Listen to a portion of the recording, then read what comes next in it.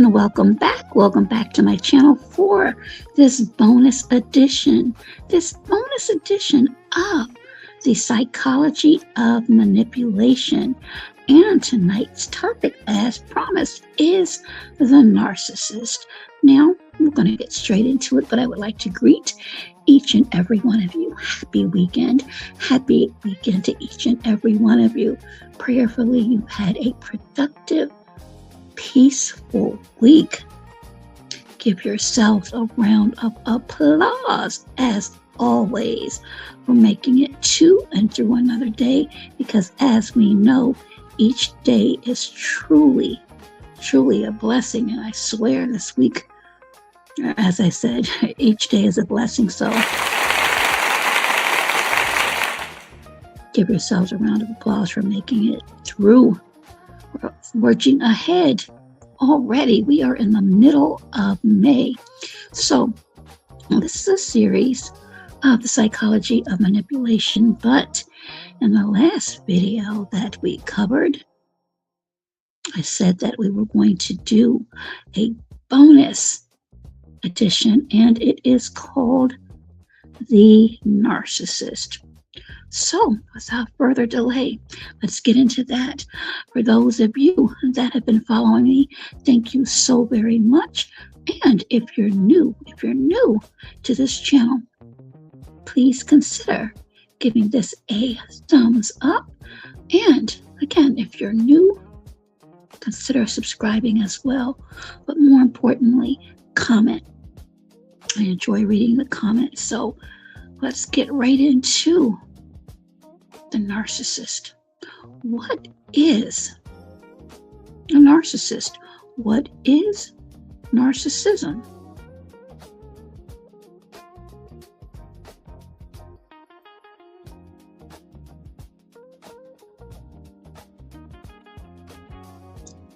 A narcissist is someone with an inflated, a huge, as President Donald Trump would say, sense of self-importance and a lack of empathy for others.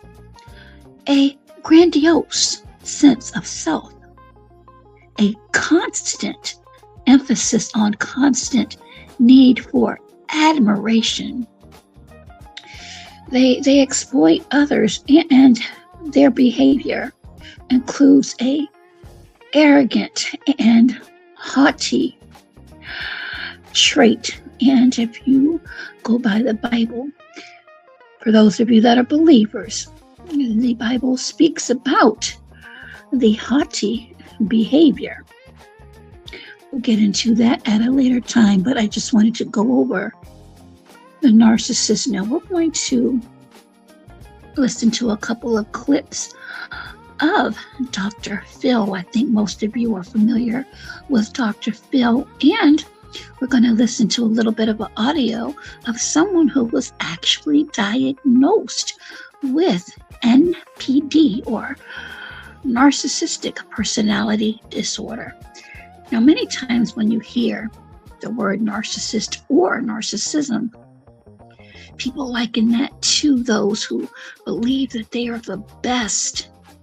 No one can do or say or present a situation, a story, a product better than they, or that they may have it in their head that they were the first and the only, when in fact there are cases, proven cases, that others have produced such product long before. So this is why I think this is very interesting. Here are some other signs that these individuals are narcissists. Again, my disclaimer, this video series is for educational purposes only and is not, I repeat, is not a substitute for professional advice. For I am not a member of the medical profession, And those of you who may feel as though you may have some issues or dealing with some issues, safety is always first, but resources are available. And I will be providing some links for that. So again, this is a bonus edition of the Narcissist. Again, you'll hear many people say who are narcissists, they are the best. So look at these traits here, some signs. And if you feel as though you know someone, or perhaps you may be one and just not diagnosed as of yet, never, ever taking responsibility for their mistakes, whether it be a small mistake or a large mistake. No responsibility. Twisting the story, moving the goalpost, changing the narrative. Another huge one. Constantly seeking admiration, validation, perhaps acceptance from others, maybe those that they don't even know. They lack empathy and often downplay feelings. Manipulate. Now, for those of you that have been following the series, I mentioned the dynamic of control and power. Manipulate to get what they want. Stepping on others to get what they want. They see relationships as a way to benefit themselves. Again, there are so many resources out there. I like Psychology Today, but the internet and various bookstores or the library has information for those of you that are interested in this topic. A very important topic because we have so many different types of relationship dynamics. One-on-one, family, workplace, and relationships, intimate relationships. They blame you. Again, the finger is always pointed at you.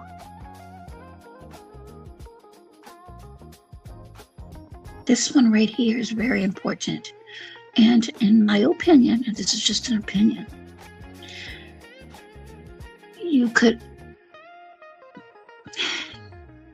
it's possible you could enter a danger zone when they get angry. They are not the center of attention. When you're dealing, according to research, with people that exude these traits, the anger, the level of anger, when they are not the center of attention, when someone else has to shine, someone else gets more attention, someone else is liked more than you. Everyone is not going to like you. Everyone is not going to receive you in the same way. But unfortunately, with the narcissist, in their minds, in their heads, they are the best. And that's extremely problematic.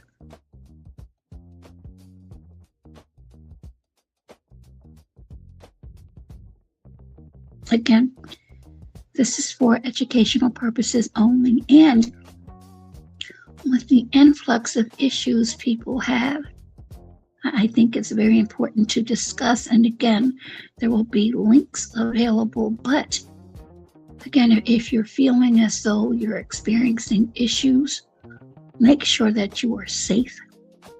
depending upon, or it doesn't matter really what side you're on, if you are the victim or if you're the one that is causing the problem.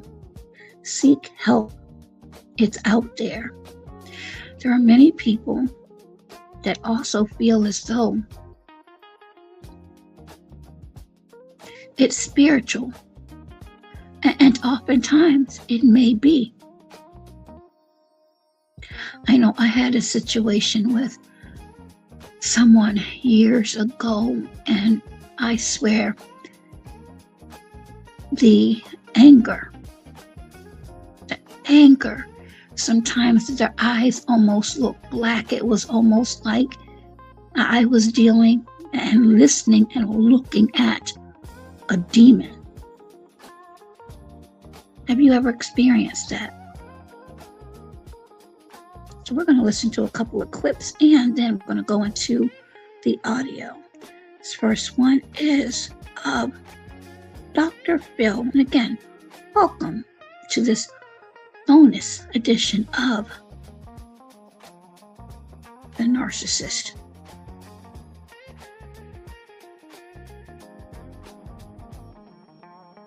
It's very difficult for them to ever have a close relationship with anybody. So we're talking about a sense of self-importance and entitlement, preoccupation with fantasies. They create this world of how special and how important they are. They believe that they're special. They believe that they're unique. They're very exploitive. They're very arrogant. So you'll see them doing something that you would think, oh my gosh, they must be embarrassed about this. They don't read the room. You might see them saying or doing something that anybody would be embarrassed to say or do, and everybody in the room's rolling their eyes. The narcissist doesn't see that because they don't read the room.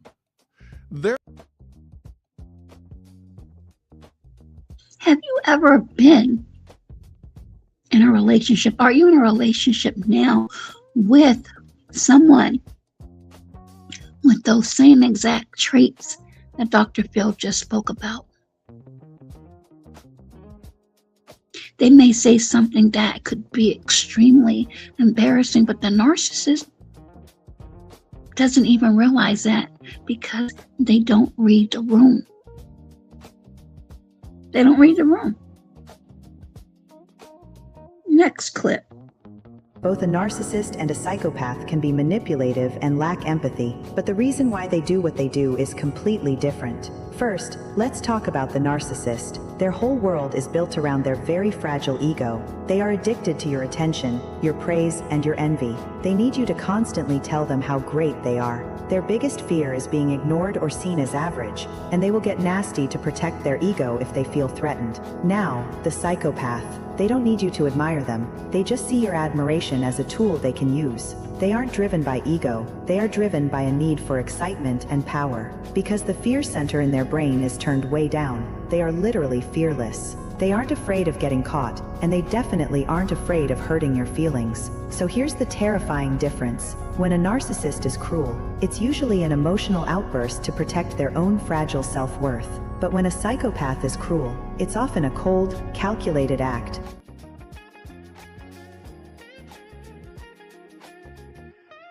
Cold and calculated.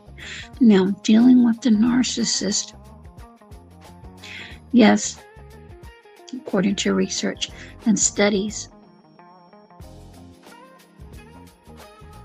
they will try to hurt you, harm you, devalue you, make you feel like how you feel isn't important, because even though they're arrogant, as that clip just illustrated, they really do have issues with a fragile, and I repeat, a fragile ego. Listen to another clip.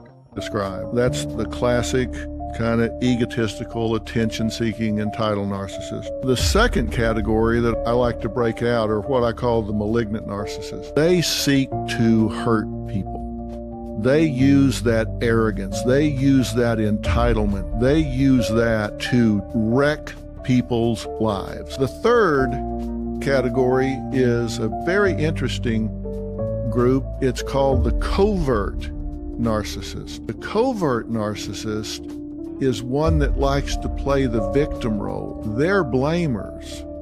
They're still going to have the entitlement. They're still going to expect to be the center of attention, but they're going to do it more passively. Now, the fourth type, communal narcissist, you always hear them and see them talking about all of the great and wonderful things that they do. They're forever in their debt.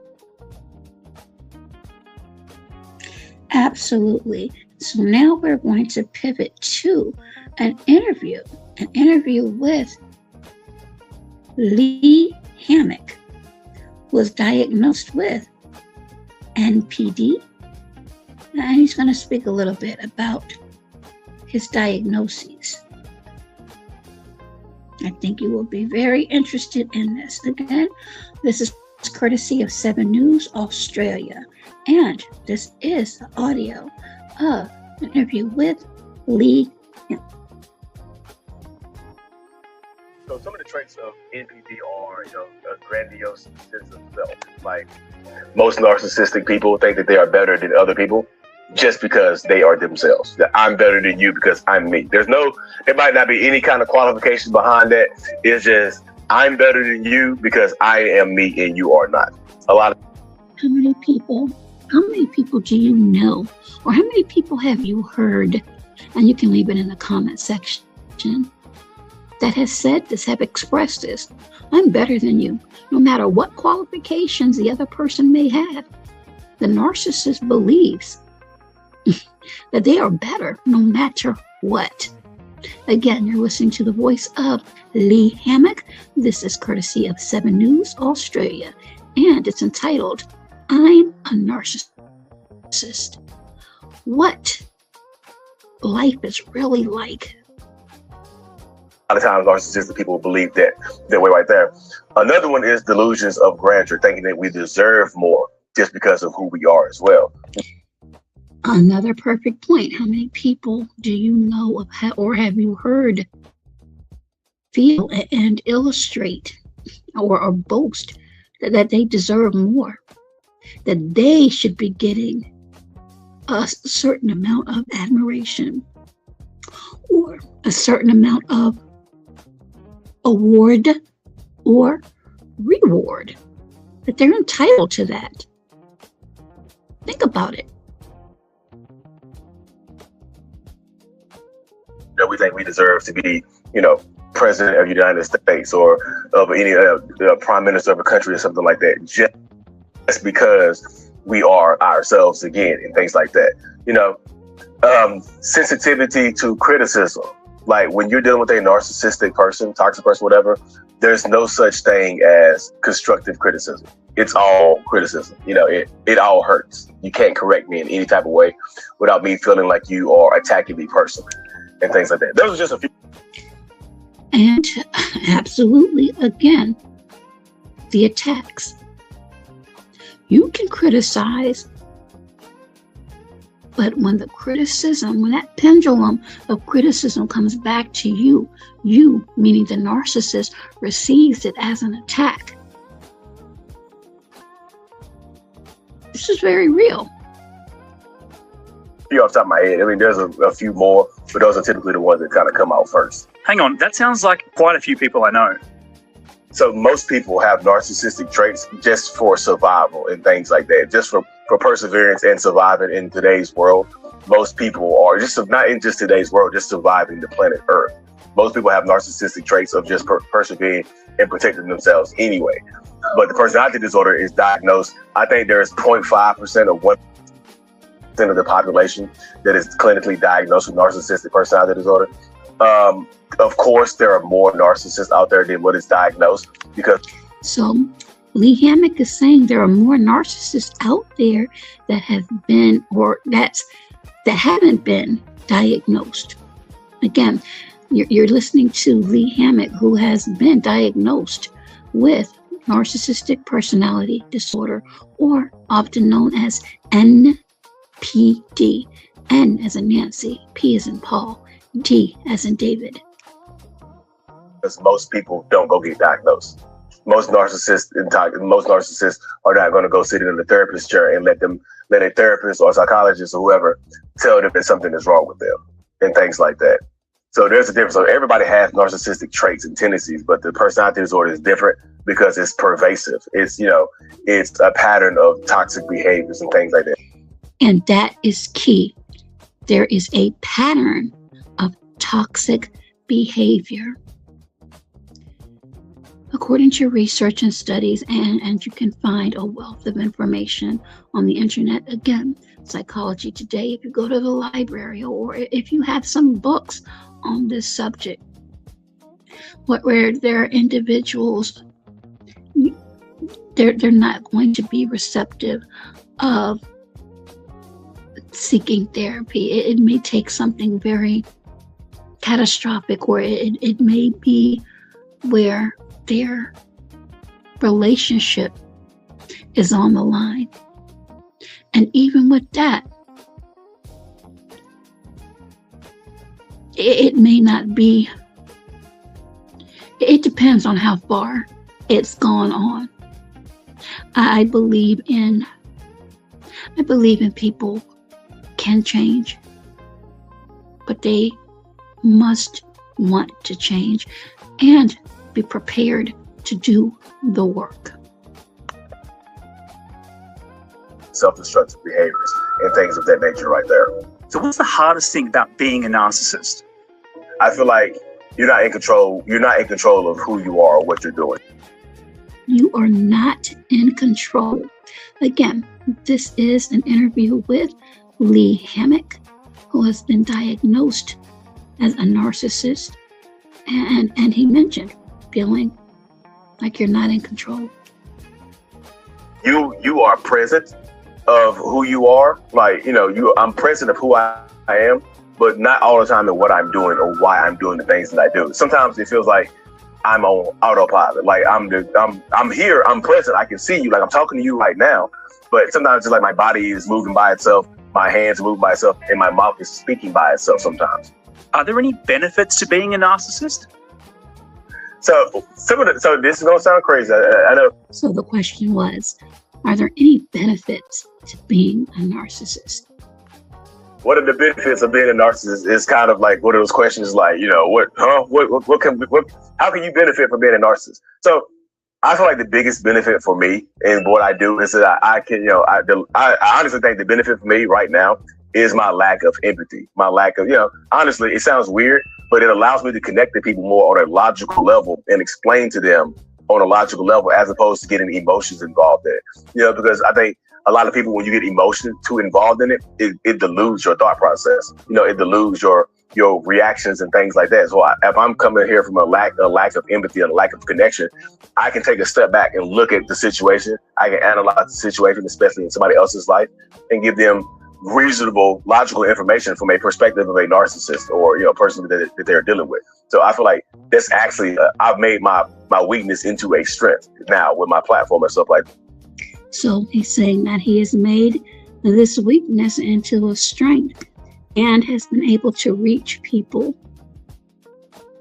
That's interesting. Because I can just okay, I understand what you're going through. I have that cognitive empathy or whatever. I understand how I should feel and how you should feel, but I still can just not connect to it and give you a logical perspective, which I think helps out a lot of people. I connect to people. I'm not saying I don't connect at all, but I don't connect to them just deeply. And I'm just like crying with them and stuff like that. I'm just like, okay, I can remove the tears and I can just process. I can kind of dig through it and see it. It helps me out a lot just in that aspect. So you can listen to the entire video on 7 News Australia, and it's entitled, I Am a Narcissist, What Life is Really Like, and it's an interview with Lee Hammock. So that concludes this bonus edition of The Narcissist. Again, A narcissist is someone with an inflated sense of self-importance and a lack of empathy for others, a grandiose sense of self. They have a constant need, constant meaning all the time, for admiration. They exploit. Then there's the dynamic of the arrogance and haughtiness.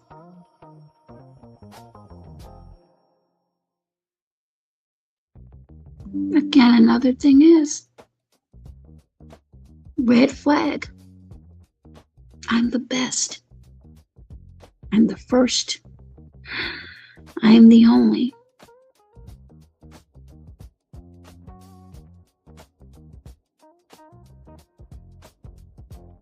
And again, some signs here.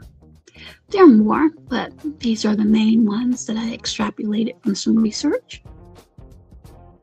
So I hope this gives you a better understanding, a little bit more clarity into the mind of the narcissist from an interview with someone who's actually been diagnosed as a narcissist.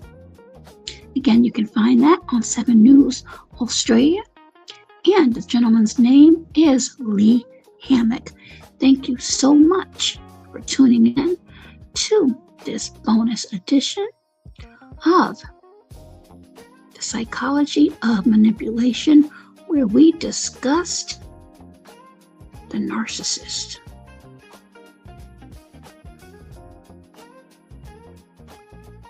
Again, thank you so much for tuning in to this video.